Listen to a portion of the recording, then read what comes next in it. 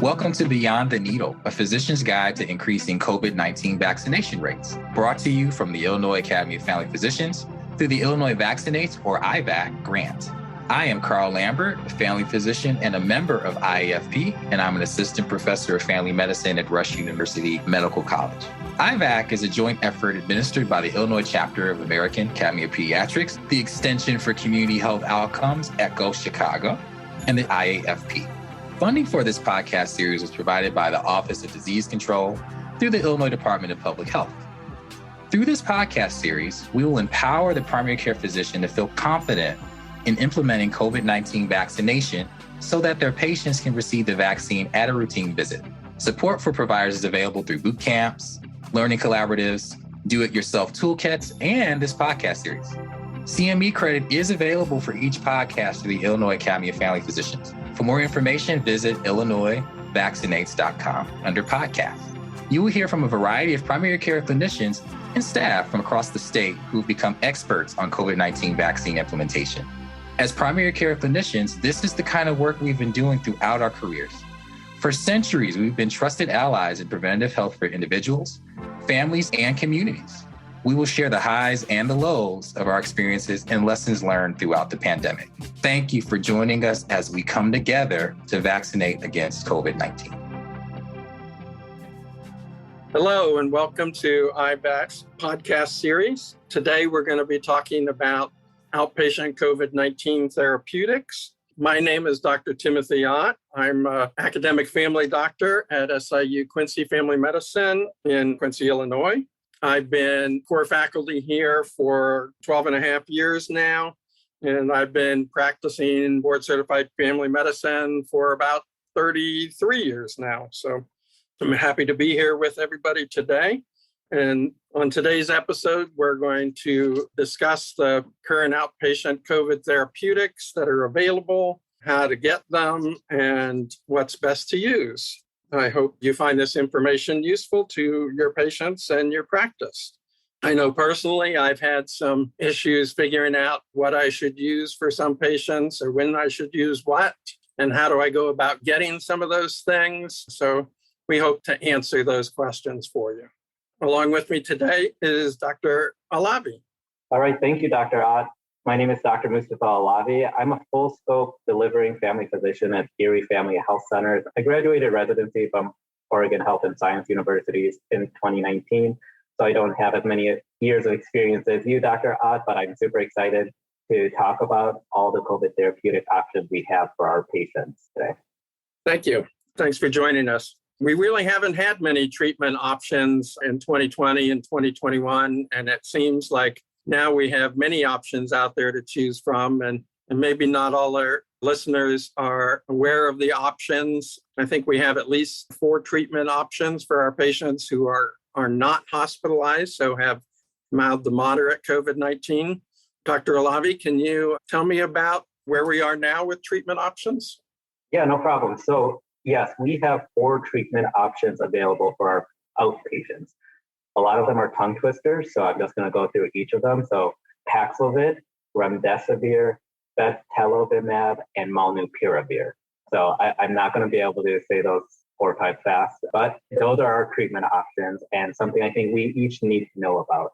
You're right, we did not have many treatment options for our patients with COVID, but now as of December 2021, we now have a slew of treatment options that really are hard to navigate through as a provider. So at the end of December, as we all remember, that's when Omicron was surging and we were struggling to help treat all these patients suddenly getting COVID.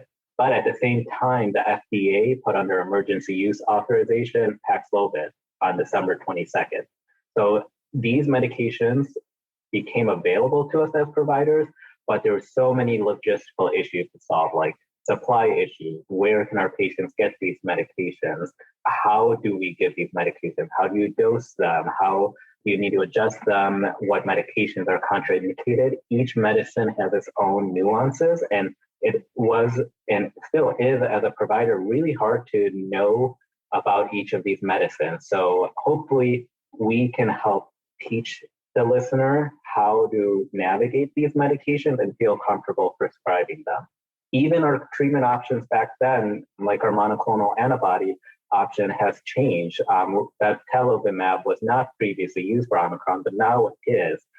So treatment options are changing, and we need to keep up with what is currently recommended.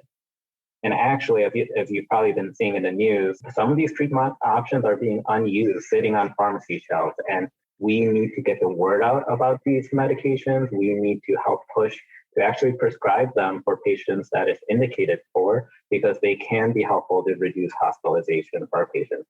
I recently just heard on NPR that the White House is also pushing to have these test and treat options where patients can have easy, seamless options to get tested for COVID and get the treatment option for them right then and there, which is the ideal that we need to get to. So I hope after you listen to this podcast will make you as a listener comfortable with prescribing these medications. That's great. So let's work on getting the word out. Dr. Alavi, if you had a patient in front of you right now, how do you decide which of these options is the best for the patient? Great question. That's question number one all of us are going to ask as providers when we're seeing that patient in front of us with COVID-19 and we want to get them the help they need and a therapeutic option. So first, I will refer everyone to the NIH treatment algorithm. This is developed by the NIH as a decision aid tool to help the provider in the moment to answer the question, which medication should I use? It first goes through, does this patient meet criteria to be hospitalized? If yes, then these treatment options are not for your patient in front of you. But if they're not meeting those criteria, then if there's symptom onset within 5 to 7 days, then it goes through the 4 medications. They prioritize Paxlovid and Remdesivir as your first 2 treatment options, and I'll go into later why those are your first 2 treatment options. And then if those 2 aren't options, then it goes into going towards the monoclonal antibody versus Molnupiravir. And we'll put the link to this therapeutic decision aid in our show notes. It is also something you can Google by just honestly Googling COVID-19 NIH treatment guideline. I've noticed that your treatment options don't include things that some of our listeners may have heard about, like ivermectin and hydrochloroquine. Why aren't they on the list? And that's a great question, but it is not a mistake. The NIH has reviewed the data behind ivermectin and hydroxychloroquine and chloroquine, and there are actually some trials studying ivermectin for COVID-19. Currently, they recommend, and they write this in bold, they recommend against using these treatment options for COVID-19.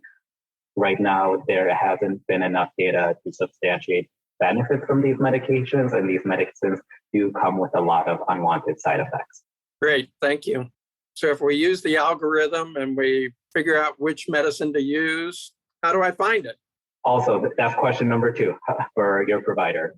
Where do we get these medications from? So first, I meant to mention this earlier. Each drug has an emergency use authorization data sheet that I would highly recommend that if you're prescribing this, quickly look up the EUA for these medications. They're pretty easy to use to get information you need about the drug to just make yourself comfortable with each drug once you're in the moment needing to prescribe that medicine.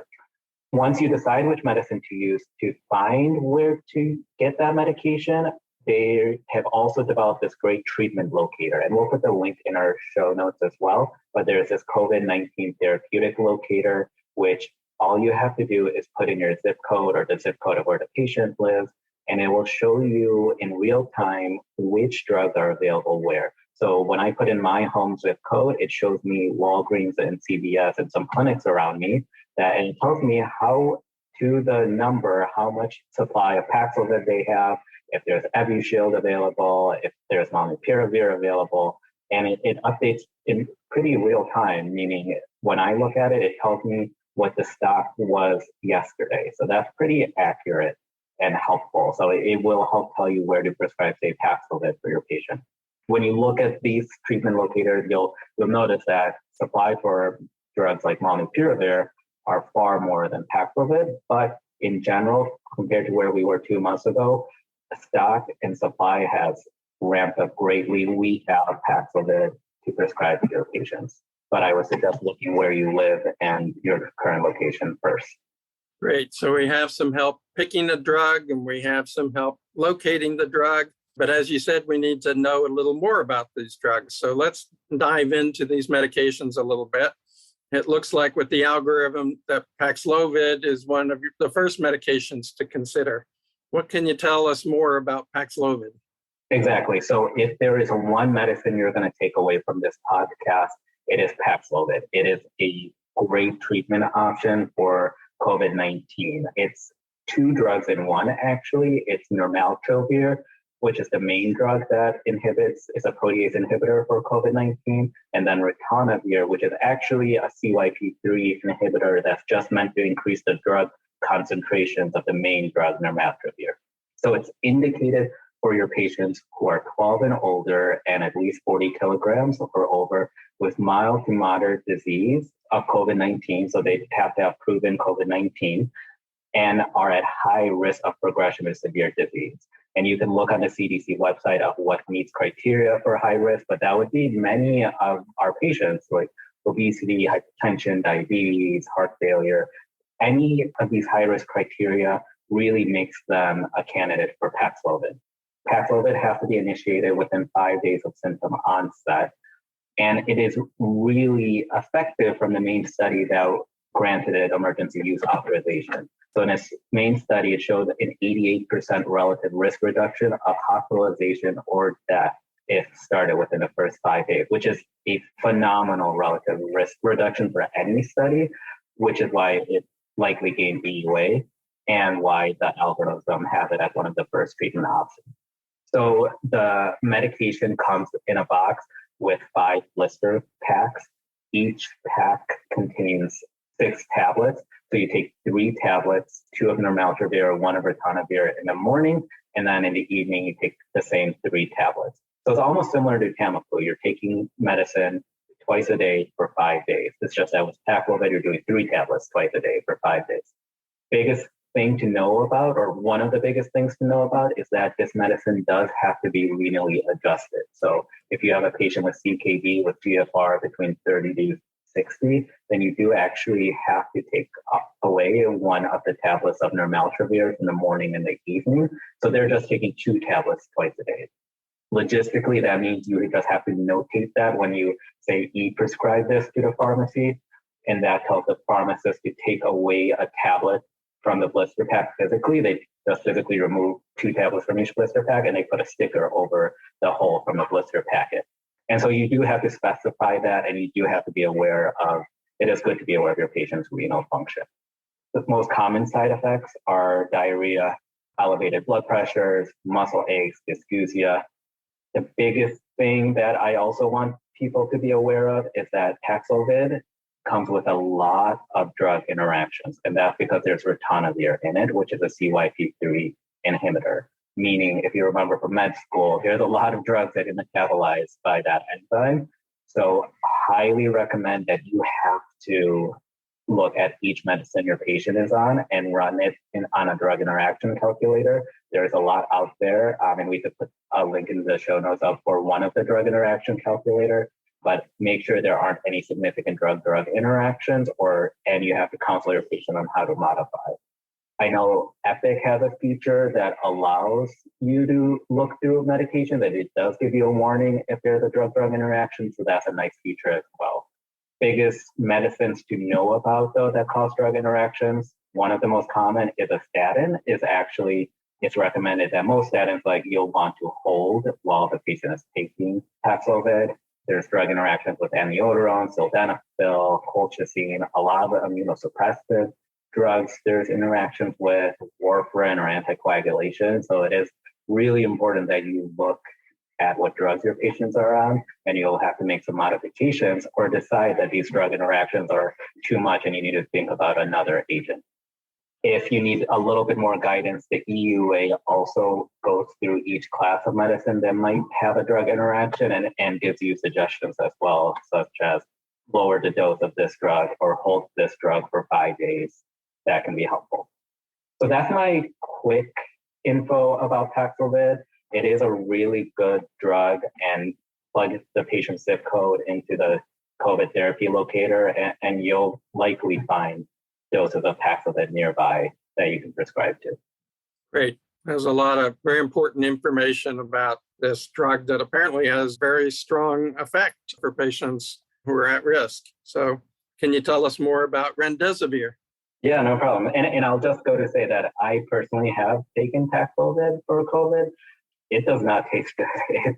It leaves this awful residue in your mouth. And I don't think it was just the COVID-19 altered taste. Like when I took the tablet, I just had this awful chalky taste in my mouth pretty much until I was about to take the next tablet. So that is something to look forward to if you take or prescribe Paxlovid. But if it can save my life and keep me out of the hospital, I'll put up with the bad taste, right? Yeah, that is probably a risk benefit that will highly weigh towards the altered taste. But yes, I can tell you more about Remdesivir. So your treatment algorithm then prioritizes Remdesivir. So this actually isn't even on emergency use authorization. It's already FDA approved and was being used on the inpatient and hospitalized side for your patients with COVID-19. But on January 21st, the FDA expanded the use of Remdesivir for your outpatients. So this medicine can be initiated within 7 days instead of 5 days for Paxlovid. It's meant for patients 12 and older. Similar criteria, they have to have mild to moderate COVID-19 with high risk of progressive disease. And it also in the studies have a pretty similar relative risk reduction for hospitalization or death to Paxlovid. So the study was 87% relative risk reduction. The difference obviously with Remdesivir is that we used to be getting it in the hospital, but now that it's approved for outpatient, it's an IV infusion that has to be given once a day for 3 days. So most clinics don't have Remdesivir. So that means you need to partner or find someone in the community that has the capabilities to do IV infusions and that the patient can go to this infusion center for 3 days. So the biggest warning for this medication was that it can cause an infusion site reaction, a rash. There is in the FDA pamphlet, it talks about transaminase elevation and requiring that you check kidney function, LFTs and PT or prothrombin time prior to initiating, and then kind of at your discretion, checking LFTs after treatments. And it's not recommended for a GFR less than 30. The benefits of this medicine, though, is that there aren't significant drug-drug interactions like Paxlovid. But like I mentioned, you have to find a infusion center that has Remdesivir available. At least in Illinois, Remdesivir is not managed by IDPH, so it's managed by local hospitals and infusion centers. So you actually can't put this drug into the COVID therapy locator. It won't tell you where there's Remdesivir available. So this requires partnering with your local community. With both of those medications, you've mentioned that they have to be at high risk for progression. Can you briefly mention what makes someone high risk for progression to more severe disease? Am I putting you on the spot? Dr. Ott, that's a fantastic question. And that's a question every clinic and institution has asked itself about which patients are at highest risk, who would benefit the most from these limited therapies and limited supply of drugs. So when these medications first came out, when Omicron was surging, each institution developed its own sort of prioritization about which patients should get these medications. The NIH developed a prioritization table, tiered 1 through 4, that most institutions have kind of adopted or modified to kind of fit their own population's needs. So at the top in tier 1 are your patients who are immunocompromised or not expected to mount an adequate immune response to vaccination, or your unvaccinated folks who are at highest risk of severe disease, meaning like age over 75 or age over 65 with additional risk factors being like high blood pressure, diabetes. And then each tier moves down a little bit so that in tier 2, it's anyone who's unvaccinated who are at high risk of severe disease. So basically anyone age over 65 or age less than 65 with clinical risk factors. And then in tier 3, you have your vaccinated folks who are individuals at high risk for severe disease. So anyone age over 65 with risk factors or age greater than 75. And then in tier 4 is your vaccinated patients at high risk of severe disease, which they define as anyone age over 65 for anyone less than 65 with risk factors. The CDC has a nice list of different risk factors, and many medical conditions are considered risk factors. High blood pressure, diabetes, obesity, overweight, so BMI greater than 25 is considered a risk factor, CKD, heart failure. Pretty much every diagnosis that we see in primary care or family medicine is what is on this list. And then I would just implore you to look at your own local institution if they have prioritization guidelines. I know at least what I'm hearing in the media that now that we have so much stock sitting on the shelves, we do need to really get these medicines out to our patients with COVID because it can help reduce hospitalization. So we've talked about the first two drugs. The third one is a tongue twister, Bebtelovimab.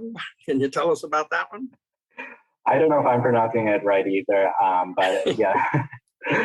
Bebtelovimab is how I think it is pronounced, but it is a monoclonal antibody that has emergency use authorization for COVID-19.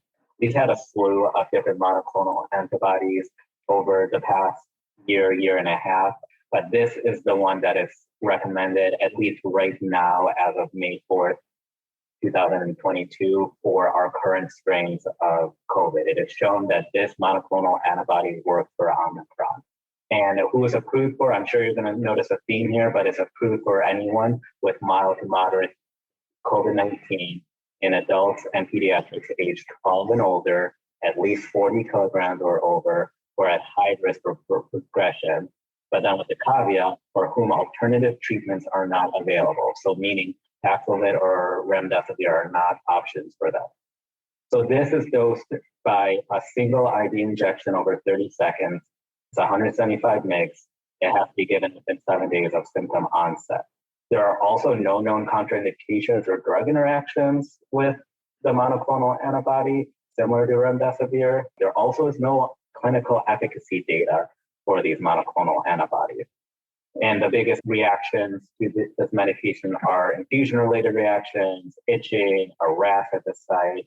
And they do also talk about in the EUA about potentially clinical worsening after infusion of the monoclonal antibody, meaning worsening fever, hypoxia, shortness of breath. But it does mention in the EUA that they're unclear if this is related to the monoclonal antibody infusion versus just natural disease from COVID-19 and what's going to happen. It's just like Remdesivir, getting these monoclonal antibodies requires working with your local community, a hospital, and seeing who has Bebtelovimab available for your patients. I know during the peak of the surge for Omicron, when we had a different monoclonal antibody available, my local hospital was so backed up on these monoclonal antibody infusions that they were booking out 1 to 2 weeks out, which honestly is not helpful for your patient with COVID. In the moment, they need the treatment as soon as possible. So that just requires seeing who's doing this in your community. Great. Thank you, Dr. Alavi. One more drug to talk about, another oral medication, Molnupiravir. Yep, last one. So I never thought I would be talking about pharmacology when I was in med school, but here I am. So the last drug is Molnupiravir. So this is a nucleoside analog that is meant to inhibit COVID-19. The indications for this are a little bit different than the other three drugs. So it has to be given within 5 days, but it's only for adults age 18 and over with mild to moderate disease. And it also has a stipulation when alternative COVID-19 therapeutics aren't available. And that's because the main trial for Molnupiravir showed a relative risk reduction of 30% for hospitalization or death, which is far different than the 85, 87, 88+% that we saw for Paxlovid and Remdesivir. The dosage for this is 800 milligrams twice a day for 5 days. So it's actually 4 200 milligram capsules. The biggest thing to be aware of, and I personally have not prescribed Molnupiravir because it is an alternative treatment, but it's not recommended in pregnancy. And if you're breastfeeding, it's not recommended to be taken during breastfeeding and 4 days after the final dose. But otherwise, there are no drug interactions or dosage adjustments needed for renal function. But I highly, highly recommend that if you will be prescribing this, that you read the EUA for this drug, because there's a lot of criteria that you actually have to document in your note. You have to document if they're within childbearing potential. If they are, you have to advise contraception. You have to advise sexually active individuals use contraception for at least 3 months after the last dose of Molnupiravir.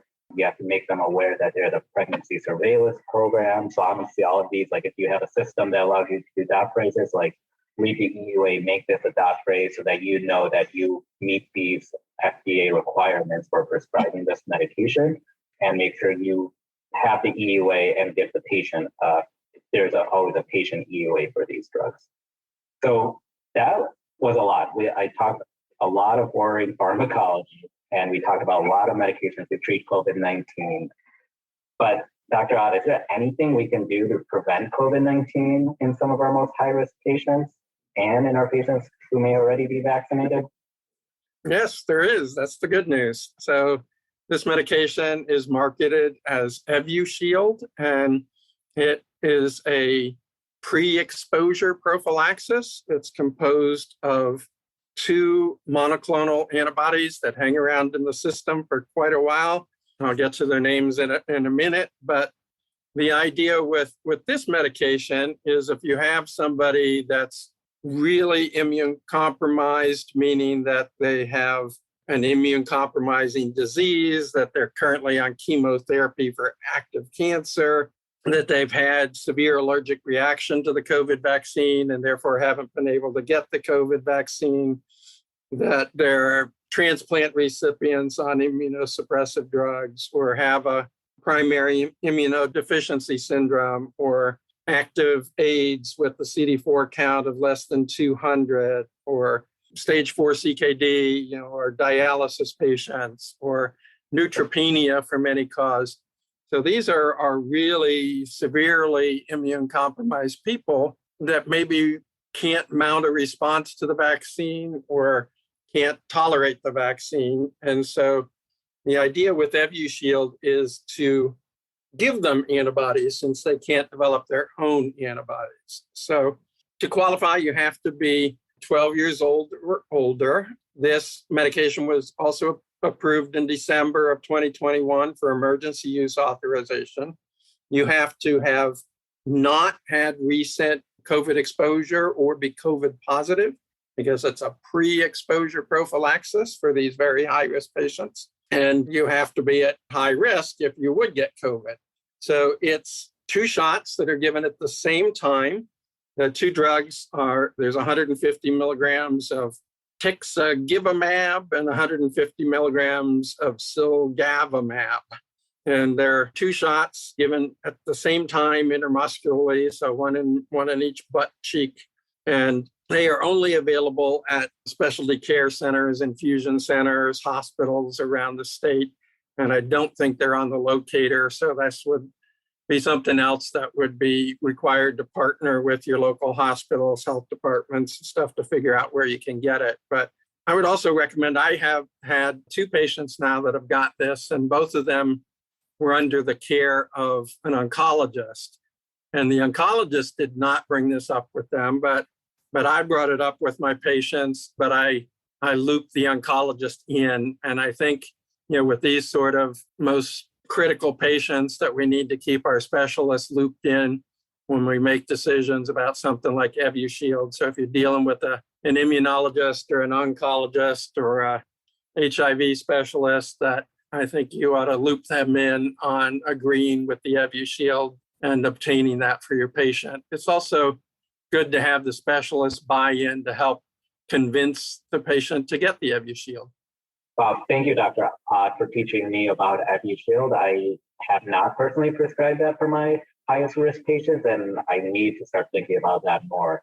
To your point, Evusheld is actually on the COVID therapy locator, but you're right, you do have to know which institutions have them, which infusion centers, because it has to be an infusion that's given. So it is, you have to know who has it in your community. So the therapy locator will just kind of guide you which institution to reach out to. Thank you, Dr. Alavi, and thank you for leading us through the treatment options and teaching us about the COVID-19 algorithm. That's all great information, and I know I've learned a lot, and I hope our listeners have learned a lot, and I hope this will help all of our listeners be more comfortable in providing outpatient therapeutics for their COVID-19 patients. Any closing comments, Dr. Alavi? Yeah, and I just want to really reiterate and summarize, there's a lot of treatment options, and we went through a lot of information. Just to summarize, use the NIH treatment algorithm to help you as a provider in the moment know which medications are available to you between Paxlovid, Remdesivir, Bebtelovimab, and Molnupiravir. One of those 4 medications to really know, Paxlovid is a great treatment option that you can easily electronically prescribe to a pharmacy that has it in stock. And if you are going to prescribe any other medications, work with your local institution and community, use the COVID-19 therapy locator to know what's available around you, and read the emergency use authorizations for the medications that have them for more detailed information as you as a provider become more comfortable with it. And the links for the tools that Dr. Alavi talked about will be there where you found the link for the podcast. And we hope you tune in to additional podcasts. Thank you, everyone. Thank you. This was a lot of fun.